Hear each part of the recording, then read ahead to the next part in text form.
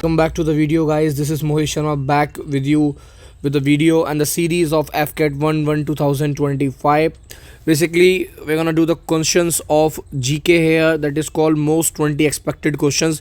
और आज हम आ गए डे 4 में. एक्चुअली इट्स डे 4 सीरीज़ के डे 1, डे 2, डे 3 में हमने काफ़ी सारे क्वेश्चंस करे हैं और आज डे 4 में भी हम डिफरेंट क्वेश्चंस को देखने जा रहे हैं. तो आई होप आपने आज से पुरानी वाली वीडियो देखी होंगी. अगर आपने पुरानी वाली वीडियोस नहीं देखी हैं तो it's my advice to you, just go and watch the videos, जहाँ पर मैंने लगभग 60 क्वेश्चन और उनसे कनेक्टेड कम से कम बहुत सारे क्वेश्चंस को, मोर देन 150 से 200 क्वेश्चंस को मैंने ऑलरेडी टारगेट कर लिया विद इंपॉर्टेंट टॉपिक्स. तो आज डे 4 में हम स्टार्ट करने जा रहे हैं सीरीज़ को. ठीक है, so we gonna start with the first question that is totally connected. Where is the headquarter of ISRO? ISRO का हेड क्वार्टर कहाँ सिचुएटेड है? सो पहली बात तो इसरो की जो फुल फॉर्म है that is called Indian Space Research Organisation. ठीक है, आप याद रखिएगा, that is called Indian Space Research Organisation. और जो इसरो का हेड क्वार्टर है that was established basically in Bengaluru. First of all ये जो स्टार्ट हुआ था प्रॉपर तरीके से, सारा का सारा कॉन्सेप्ट जो था इसरो वाला, ये बैंगलोर से स्टार्ट हुआ था. तो राइट आंसर इज़ बैंगलोर, याद रखिएगा. ठीक है, काफ़ी सारे मिशन इसरो लॉन्च करता है, चाहे मैं आदित्य L1 मिशन की बात करूं या मैं कोई और मिशन की बात करूं, तो इसरो काफ़ी इंपॉर्टेंट रोल प्ले करता है. तो it's a homework from my side. मैं एक वीडियो में कवर कर दूंगा, but again it's a homework कि आप आदित्य L1 जैसे बहुत सारे मिशन, अभी रिसेंटली सुर्खियों में था ये जो मिशन था, तो ऐसे बहुत सारे मिशन जो इसरो के द्वारा लॉन्च किए गए, आपका होमवर्क है, आप उनको करके आएंगे. I hope you understand the concept. ठीक है, now let's move to the question number 2. ठीक है, basically it's all about that. Question number 2, where is the headquarter of the World Health Organisation? WHO का headquarter है कहाँ पर? ठीक है, तो मैं बता देता हूँ, the headquarter of WHO that is called World Health Organisation is in Geneva. Geneva is the right answer of that question. ऐसे ही बहुत सारे क्वेश्चन अलग अलग हेड क्वार्टर्स पर हर साल हमने FCAT के एग्जामिनेशन में आते हुए देखे हैं.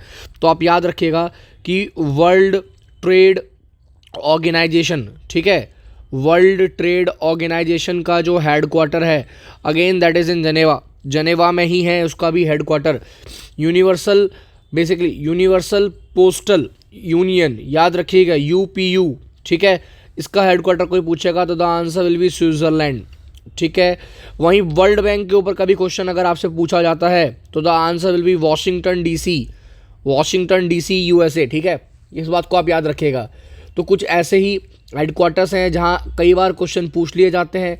जैसे अगर मैं आपको बात करूँ यूनाइटेड नेशन ऑर्गेनाइजेशन UNO का जो हेडक्वार्टर है दैट इज़ इन न्यूयॉर्क. तो ऐसे हेडक्वार्टर्स पे हर साल क्वेश्चन पूछते हुए देखे गए हैं. ठीक है, तो आई होप आप ये चीज़ ध्यान से समझ गए हो, आप इसको अच्छे से कर आएँ एक बार. ठीक है, एक और इंटरनेशनल मॉनेटरी फंड के नाम से इम्पोर्टेंट है थोड़ा सा, इंटरनेशनल मॉनेटरी फंड, याद रखिएगा, इंटरनेशनल मॉनेटरी फंड IMF. ठीक है, इसका हेड क्वार्टर भी वॉशिंगटन DC में है. ठीक है, तो ये आपको पढ़ना है, इसको आपको हेड क्वार्टर्स को याद करना. ठीक है, चलिए now let's move to the question number 3, that is who is the present governor of the Reserve bank of India? RBI. देखिए, भारत की सारी चीज़ों को हैंडल करने वाला काम जो है कहीं ना कहीं यहाँ पर RBI का है. और अगर मैं बात करूँ, अभी जो रिसेंटली हमारे गवर्नर थे वो उर्जित पटेल साहब थे, बट जो अभी रिसेंट में हमारे गवर्नर ऑफ RBI है recently, that is none other than but that is called Shaktikanta Das. वो is recently governor of RBI, reserve bank of India. ठीक है, आई होप ये वाली बात आपको क्लियर हो चुकी होगी. ठीक है, याद रखिएगा, बेसिकली ये जो करंट गवर्नर है 2018 में अपॉइंट किए गए हैं. ठीक है, याद रखिएगा. तो अलग अलग टेन्योर्स होते हैं, अलग अलग टाइम होते हैं जिस बीच में ये किए जाते हैं. ठीक है, और सबसे पहले जो RBI प्रॉपर तरीके से कह सकते हैं कि हाँ स्टैब्लिश हुआ था वो 1935 में. यहाँ से ये कॉन्सेप्ट जो था उसका चला था. जो बता रहा हूँ मैं आपको, पहला गवर्नर जो था that is called Osborne Smith. ठीक है, याद रखिएगा, first governor of RBI that is called Osborne Smith. याद रखिए, यहाँ से ये सिस्टम 1935 में फर्स्ट गवर्नर ऑफ RBI रहे हैं. ठीक है, और जो शक्तिकांत दास है ये हमारे रिटायर्ड IAS हैं. ठीक है, याद रखिएगा, ये रिटायर्ड IAS हैं और RBI इस्टेब्लिश हुई थी फर्स्ट 1935 प्रॉपर तरीके से, that is called 1 April 1935. Now let's move to the another part. ठीक है, चलिए अनदर पार्ट पर चलते हैं. अच्छा, एक और चीज़ मुझे थोड़ी इंपॉर्टेंट कॉन्सेप्ट इसमें बताना है कि बेसिकली ये सर्व्ड गवर्नर थे ऑलरेडी 2018 में, याद रखिएगा 2018 से लेके 2021 तक रहे हैं गवर्नर। कौन? शक्तिकांत दास। बाद में दोबारा इनको रीअपॉइंट किया गया है 2021 में, और जो अभी 2024 तक चल रहे हैं, ऑन गोइंग है, ठीक है। तो ये वाली बात आप याद रखिएगा। उससे पहले 2016 से 18 तक 2 साल के लिए उर्जित पटेल साहब रहे थे, ठीक है। चलिए अभी हम बात करते हैं डिफरेंट डेज की। नाउ टूरिज़्म डे और नेशनल वोटर्स डे, अगेन है इंपॉर्टेंट डे है ये। तो टूरिज़्म डे और national voters point of view के जो बेसिकली इसके पॉइंट ऑफ व्यू से अगर हम देखें, it is called 25 of January. It is clear, 25 of January. अगर मैं 26 ऑफ जनवरी की बात करूँ, you know that it is a republic day, याद रखिएगा, ठीक है। It is a republic day, और वहीं डिफरेंट डे सेलिब्रेट किए जाते हैं। अभी आपसे क्वेश्चन आ सकता है कि 15 जनवरी को कौन सा डे है? तो that is called, we everybody know that army day होता है, याद रखिएगा आर्मी डे। 12 जनवरी को जो होता है वो होता है नेशनल यूथ डे।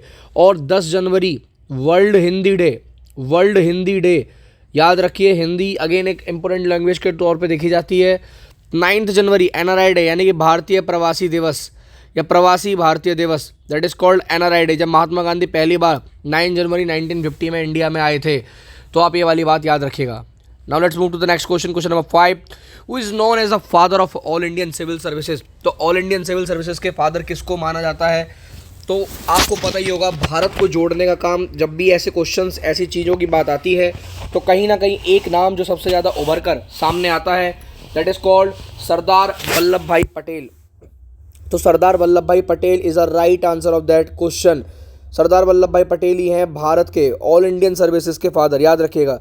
21 अप्रैल 1947 में ये टाइटल उनको मिला था, और 21 अप्रैल 1947 में इनको चुना गया था, याद रखिए, जब उन्होंने पहली बार होम मिनिस्ट्री, इंडिपेंडेंट इंडिया की होम मिनिस्ट्री की शपथ खाई थी, ठीक है। चलिए now again next question, that is question number 6। Aryabhata कब लॉन्च किया गया? इट्स वेरी इजी क्वेश्चन, आपको पता होगा 1975 में पहली बार, ठीक है। 19 अप्रैल 1975 पे आर्यभट्ट लॉन्च किया गया था। ऐसे ही कई सारे क्वेश्चन आ जाते हैं कि कब लॉन्च किए गए थे। तो याद रखिएगा, जैसे मैं एग्जांपल दूं, मीका, MICA, ये एक एयर टू एयर मिसाइल है। It is air to air missile, और इसको लॉन्च किया गया था 11 जून 2007 को, 11 जून 2007 को, ठीक है, आयो पता होगा। वहीं एक तरफ आती है त्रिशूल भी लॉन्च करी गई थी। ये short range surface to air missile है, ठीक है। Short range surface to air missile है, और इसको लॉन्च किया गया था 27 मार्च 2004। हालांकि आप पढ़ भी त्रिशूल डिफेंस अकेडमी से रहे हो भी, तो काफ़ी अच्छी बात है, इसको याद करना इंपॉर्टेंट है ये, ठीक है। और वहीं दूसरे तौर पे अगर मैं देखूं, दैट इज़ कॉल्ड पृथ्वी को 22 दिसंबर को लॉन्च किया गया था, ठीक है। तो ऐसी काफ़ी डिफरेंट मिसाइल्स हैं जिनको अलग अलग टाइम पे लॉन्च किया गया था। चलिए again now let's move to the next question, that is called question number 7।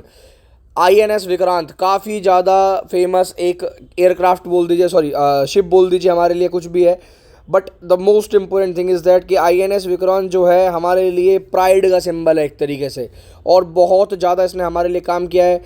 इस एयरक्राफ्ट कह रहा हूँ बार, इस शिप ने, नेवल शिप ने हमारे लिए बहुत सारी फाइट्स लड़ी हैं। स्पेशली अगर मैं बात करूं तो 1971 के वॉर में हमारे भारत के लिए बहुत कारगर साबित रहा है INS विक्रांत। तो याद रखिएगा 1997 में इस INS विक्रांत को पूरी तरीके से डिकमीशन्ड कर दिया गया था, ठीक है। आप ये वाली बात याद रखिएगा, प्रॉपर तरीके से इसे डिकमीशन्ड कर दिया गया in the war of the 1977, ठीक है, 1997 में से डिकमीशन्ड कर दिया गया, ठीक है। चलिए, और जनरली अगर मैं बात करूं, दैट इज़ कॉल्ड INS, जो न्यू INS विक्रांत है हमारा, वो प्राइम मिनिस्टर मोदी ने 2 सितंबर 2022 को दोबारा उसको उतारा है। याद रखिएगा, न्यू INS विक्रांत, ठीक है। ये नाम को हम कैसे भूल सकते हैं यार, ये नाम ने हमारे लिए बहुत नाम कमाया है। तो this is the very very important question again, ठीक है। Now let's move to the, अच्छा इसकी डेट अगर आपको पूछे कोई तो याद रखना 31 दिसंबर 1997, प्रॉपर डेट यही है, ठीक है, जब डिकमीशन्ड किया गया था। Now next move to question number 8। Question number 8 is all talking about which Indian aircraft is developing as a new generation aircraft. New generation aircraft के तौर पे हम किस एयरक्राफ्ट को देख रहे हैं, ठीक है, याद रखिएगा।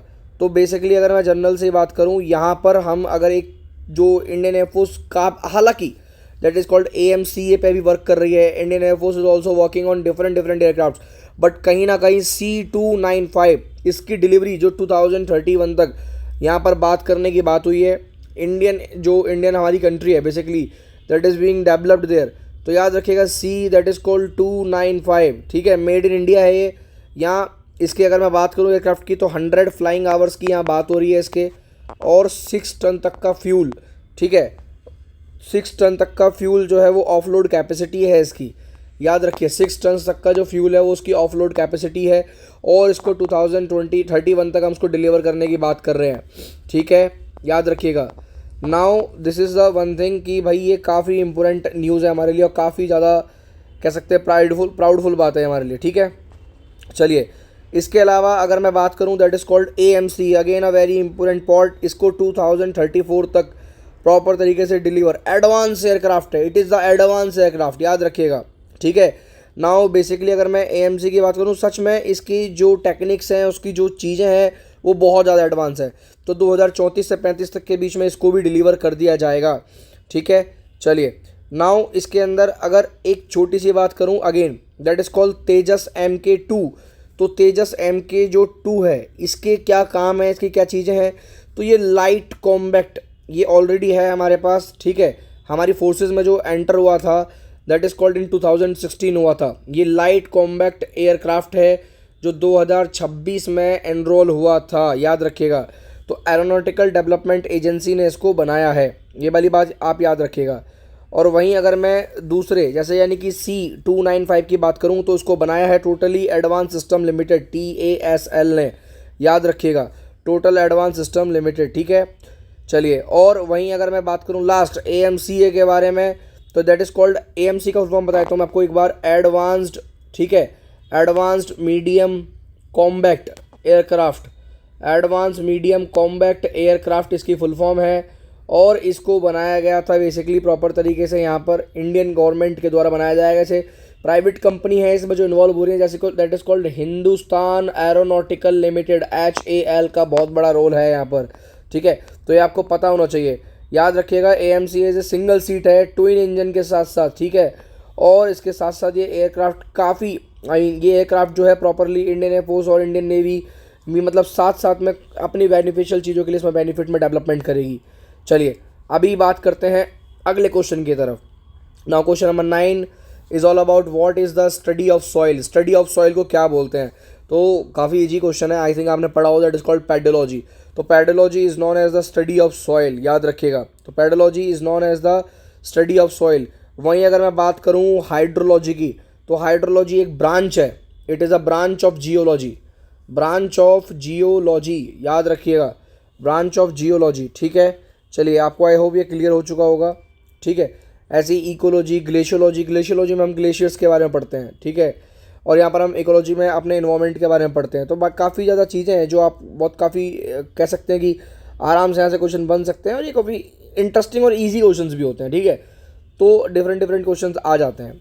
Now move to the next question, which of the city is not based on the Ganga river.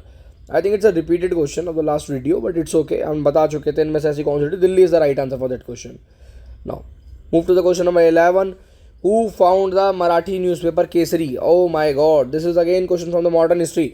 Marathi newspaper ये जब हमारा जो स्ट्रगल था, फ्रीडम स्ट्रगल था, जोरों शोरों से चल रहा था, डिफरेंट न्यूज़पेपर आ रहे थे, डिफरेंट मैगजीन्स आ रही थी। तो मैं बता देता हूँ, लोकमान्य तिलक, बाल गंगाधर तिलक, दोनों ही एक ही पर्सन है। तो पूरा नाम था एक्चुअली लोकमान्य बाल गंगाधर तिलक पूरा नाम था। और मैं बता देता हूँ, ये पहली बार जनवरी 4 1881 यानी कि 1857 की क्रांति के बाद, जब भारत में कहीं ना कहीं हमारे भारत में कांग्रेस का गठन होने जा रहा था, इस टाइम पर हुआ नहीं था। हालांकि कांग्रेस का गठन आपको पता 1885 में कांग्रेस का गठन हुआ था, और A.O. ह्यूम के द्वारा। ये वाली बात याद रखें, फादर ऑफ इंडियन कांग्रेस भी बोला जाता है इनको, ठीक है। आपको आई होप ये वाली बात पता होगी, ठीक है। चलिए, now let's move to the next question. ऐसे ही काफ़ी क्वेश्चंस पूछे जाते हैं। अच्छा, मैं एक दो चीज़ें और बता देता हूँ इस क्वेश्चन में जो काफ़ी ज़्यादा इंपॉर्टेंट है। बंगाल गजट पे अगर आपको कभी क्वेश्चन आए कि बंगाल गजट जो इंग्लिश न्यूज़पेपर था, याद रखिए, ठीक है, तो उसके फाउंडर कौन थे। बंगाल गजट के जो फाउंडर थे उनका नाम था जेम्स सेके, जेम्स हिके, ये वाली बात याद रखिएगा, काफ़ी पेपर में क्वेश्चन आया था। वहीं एक और है, that is called रस्त Goftar.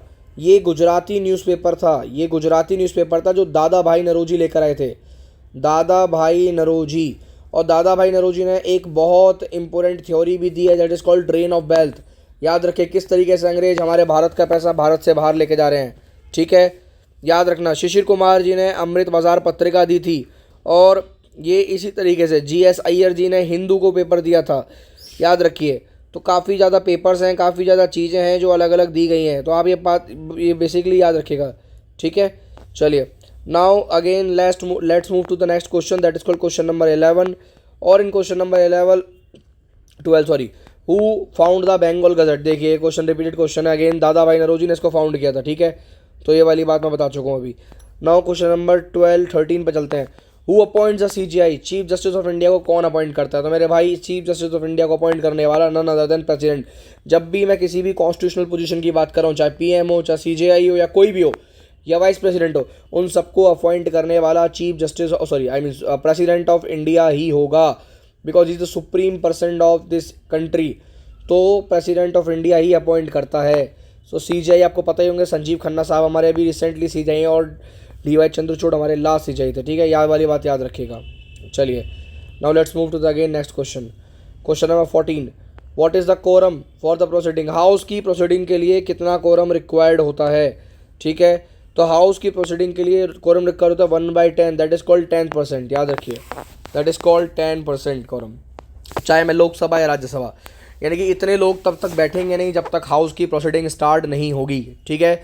Now move to the question number 15। Who establish the Allahabad prayer और प्रयाग प्रशस्ति? देखिए ये इंटरेस्टिंग क्वेश्चन है, और मैं इसके बारे में थोड़ा डिटेल में बताना चाहूँगा, ठीक है। एक्चुअली हमारे भारत पे आज तक पे जो सम्राट टाइटल है, ये सम्राट टाइटल हर कोई बंदा यूज़ करता हुआ दिखेगा, बट ये दो लोगों पे सूट करता है। पहला द ग्रेट अशोका, दूसरा औरंगजेब। एक्चुअली क्योंकि सम्राट का मतलब जिसने पूरे भारत पे राज किया हो, वो सम्राट है। तो ऐसे भारत पर राज करने वाले आज तक दो ही राजा हुए हैं, अशोक और औरंगजेब। अशोक के एविडेंसेस इसलिए मिलते हैं आपको, अशोकन पिलर हर जगह मिलेगा, और जिस अशोकन पिलर में जो लैंग्वेज यूज हुई है उसका नाम है प्राकृत। वो प्राकृत भाषा पहली बार 1600 BC में माना जाता है हमारे पास रिटर्न लैंग्वेज पहली बार आई है। उससे पहले हमारे पास रिटर्न लैंग्वेज प्रॉपर तरीके से थी नहीं, एविडेंसेस नहीं है। अब हालांकि हिस्ट्री में अलग अलग लोग अलग अलग तरीके की चीज़ें क्लेम करते हैं, but the real facts are very very different. अब आप बोलेंगे तो हड़प्पा में तो लैंग्वेज मिली है, that is called pictographic text बोलते हैं उसे, ठीक है। अभी तक वो पिक्टोग्राफिक टेक्स्ट डिकोड नहीं हुए हैं, है ना, we not able to read them, that's why we counted as a Prakrit language, the oldest language of India. ना तमिल है, ना हिंदी है, ना संस्कृत है, याद रखिएगा, प्राकृत से ही डिफरेंट लैंग्वेज निकली हैं। तो the right answer of that question is called, Samudragupta ने अपना एक ही पिलर बनवा रखा है। समुद्रगुप्त ने बोल रखा है कि मैंने पूरे भारत पर विजय पाई थी, बट उसको एविडेंसेस नहीं मिले हैं, आर्कियोलॉजिकल सोर्सेज हमें आज तक नहीं मिले हैं, दैट इज वाई हम उस पर रिलाई नहीं कर सकते हैं, ठीक है। चलिए, now let's move to the question number 16। सम्राट ऑफ भारत, मैं बता चुका हूं इसका सही आंसर द ग्रेट अशोका, और दूसरा आंसर इन्होंने क्लेम किया है बट नहीं बन सकते हैं, याद रखिएगा।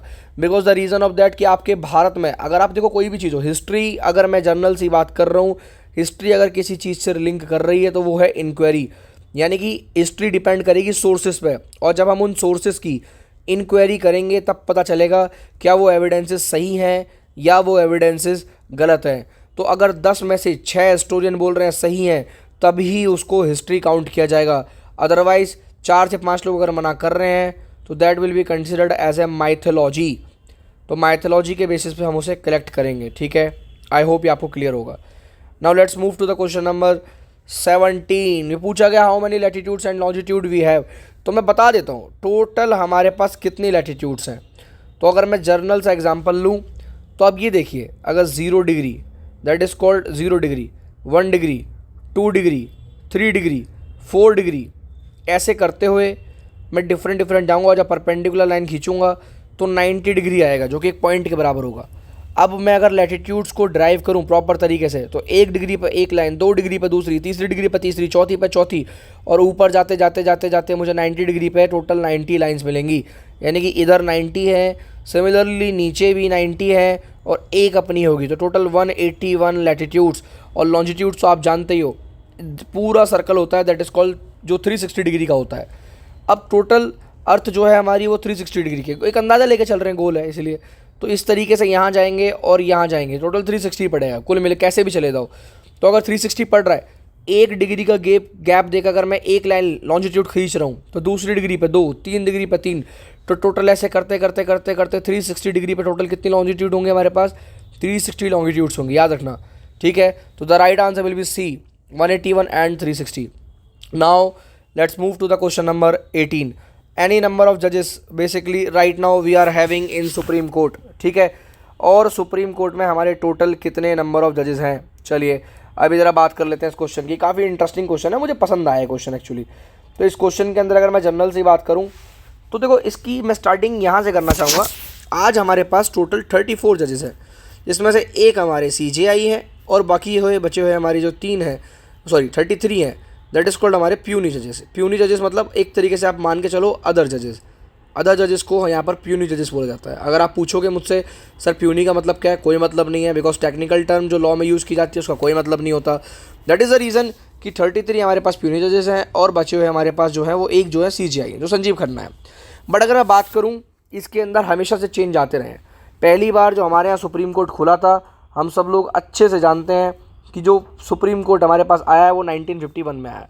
तो जब 1951 का वो टाइम था, वो दौर था, उस टाइम पर इंडिया में बहुत सारे चेंजेस हमें देखने को मिले हैं, ठीक है।